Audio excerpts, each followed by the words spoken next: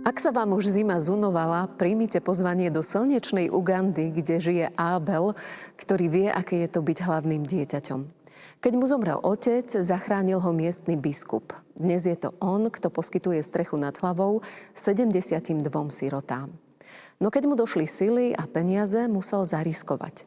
Cez internet oslovil neznámych ľudí a na druhej strane sveta, v Starej Ľubovni, našiel Miroslava Čvíra-Vrábeľa z občianskeho združenia Kultúra so srdcom.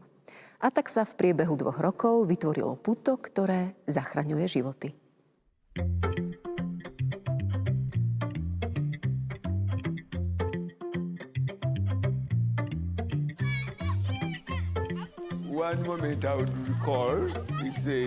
Pamätám si jeden moment. Povedal, že chce byť pastorom a chce kázať. Spýtal som sa, a o čom budeš hovoriť? Odpovedal, budem hlásať o Ježišovi, že miluje mňa a vás všetkých. Vtedy som si uvedomil, že on sa raz stane pastorom.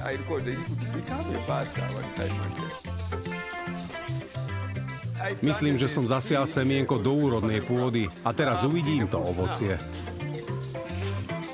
Na každej ulici v Ugande je veľmi veľa sirôt, dokonca nepoznáme presné počty, je ich veľmi veľa.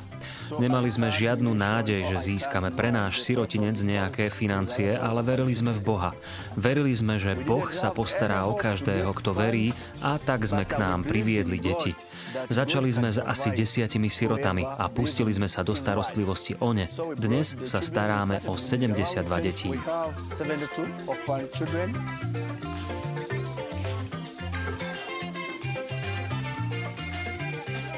Najdôležitejšia vec, ktorú som ho chcel naučiť, bolo starať sa o druhých. Pretože keď sa stanete pastorom, ste otcom pre všetkých. Pre bohatých, chudobných, zraniteľných, pre tých zdravých, aj ľudí so zdravotným postihnutím. Pripravoval som ho na to, aby sa stal lídrom.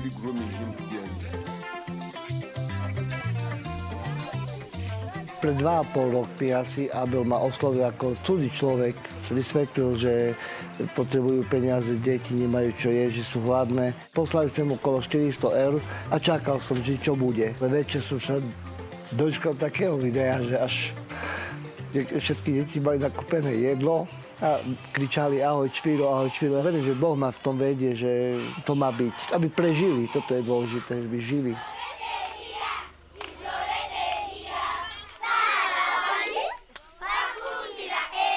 Keď som tak nad tým rozmýšľala, že prečo sme tu, tak ja si myslím, že my sme vlastne odpoveďou na ich modlitby.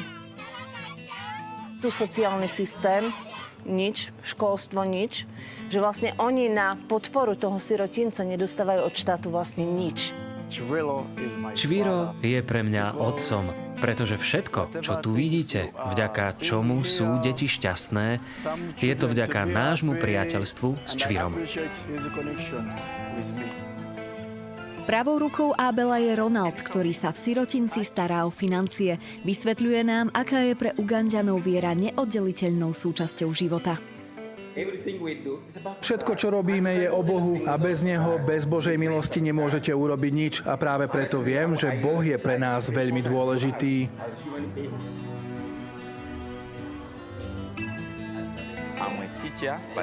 Som učiteľ, ale robím to dobrovoľne, bez nároku na honorár. Pastor Abel ma požiadal o pomoc a hoci peniaze potrebujem, robím to pre tie deti.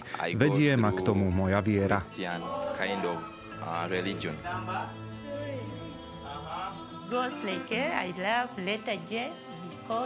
Učili sme sa o písmene Je. Milujem to písmeno.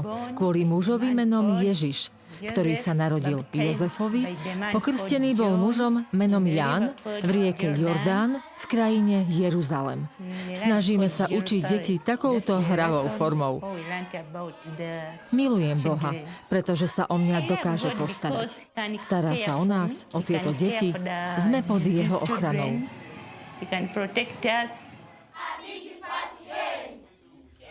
V rámci programu sme staršie deti zobrali plávať. Prekvapilo nás, keď sme sa dozvedeli, že kúpalisko navštívili prvýkrát v živote. Aspoň na pár hodín sa mohli cítiť ako bežní tínedžeri a zabudnúť na realitu, do ktorej sa musia vrátiť. Môj život v Ugande nie je dobrý, pretože nemám rodičov. Ale keď som prišla do sirotinca k týmto deťom, cítila som, že som získala rodinu. Bratov a sestry. A Abela považujem za svojho otca. Život v Ugande nie je dobrý pre ženy ani pre mužov. Je to jednoducho preto, že naša vláda nepodporuje jednotlivcov, ktorí sú v núdzi. Ľudí, čo žijú ťažký život. Mojím snom je vyštudovať a stať sa lekárkou. Chcem byť pre komunitu užitočná. V hlavnom meste v Kampale sme s bratmi a sestrami trpeli. Žili sme s mamou, no bol to život plný zúfalstva a náreku. Ale odkedy ma priviezli sem do sirotinca, mám sa naozaj lepšie. Hrávame futbal, tancujeme, spievam v kostole. Ja už dlhšiu dobu tak bádam, že človek nepotrebuje mnoho materiálnych státkov, ale tú spoločnosť, tú rodinu, tú komunitu a vtedy vlastne človek je šťastný. V kostole prišlo ku mne chlapča a len tak ma chytilo za ruku. Hovorím, OK, poď si sadni, sadlo si ku mne. A potom druhý moment, keď sa na mňa vrhli, som polápala po dýchu trošku, pretože vlastne taká húfa detí vyšla na mňa, takže to boli veľmi silné momenty.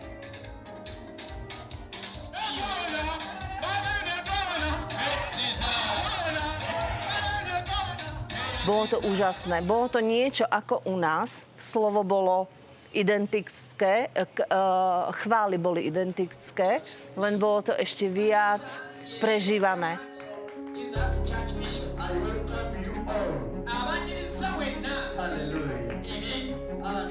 Tí ľudia majú hlad, majú problémy a oni ďakujú Bohu, oni sa modlia. U nás strašne málo ďakuje Bohu za to, čo má. A máme za čo ďakovať.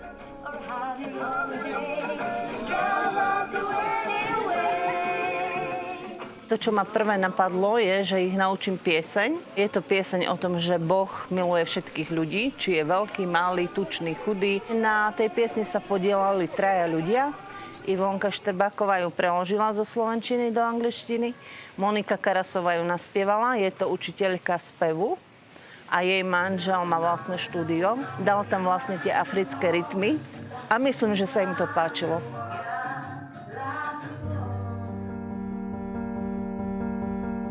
Napriek viere i nádeji život v Ugande je dennodenným bojom s maláriou, nedostatkom liekov, jedla či peňazí. Medzi mestami sú obrovské vzdialenosti.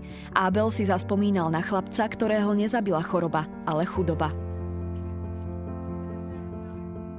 To dieťa, ktoré zomrelo, trpelo anémiou a náhle strácalo krv. Najväčším problémom je, že sirotinec nemá ani jeden dopravný prostriedok. Vzdialenosť odtiaľ do mesta Iganga je veľmi veľká. Robili sme, čo sme mohli, aby sme dieťa do nemocnice v Igange dostali, ale žiaľ, nestihli sme to včas. A chlapec po ceste zomrel. Aj keď im chýba takmer všetko, na čistotu a poriadok nedajú dopustiť. Abelova mama nám pripomenula dôležitú vec, že dôstojný život nesúvisí s peniazmi. To, že o seba dbáme a sme upravení, to je naša kultúra, máme to v krvi.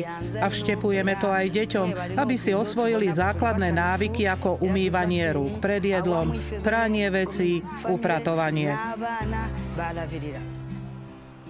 Ľudia so zdravotným znevýhodnením v Ugande nemajú žiadnu podporu od vlády a často sú neviditeľní.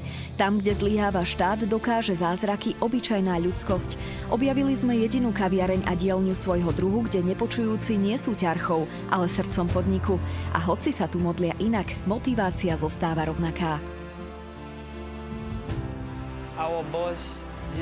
Náš šéf je moslim. Jeho cieľom je vrátiť niečo spoločnosti.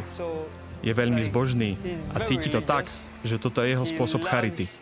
Pracovať s nepočujúcimi ľuďmi. Naším cieľom nie je zaobchádzať s nimi ako s mrzákmi, pretože oni nie sú bezvládni. Jediné postihnutie, ktoré majú, je, že nemôžu hovoriť. A s tým sa dá pracovať. Učíme ľudí s nimi komunikovať v posunkovej reči. V našom náboženstve hovoríme Inšallah, ak Boh dá. Budeme mať viac pobočiek. Zatiaľ však prežívame vďaka modlitbám.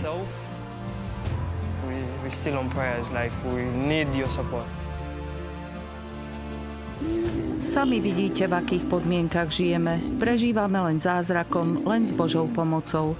Ja už len čakám na koniec, kedy si ma Pán povolá k sebe.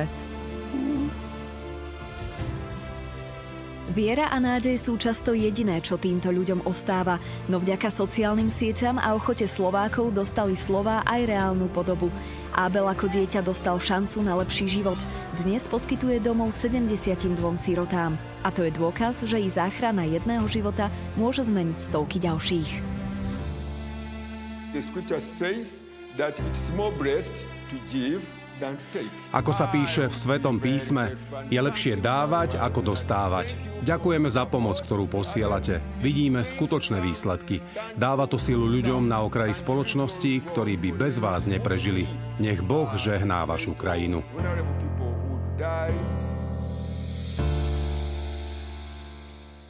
Svet je krásne miesto pre život, ale nesľubuje len radostné a slnečné dni. Aj o tom boli medzi riadkami dnešné orientácie z Košíc.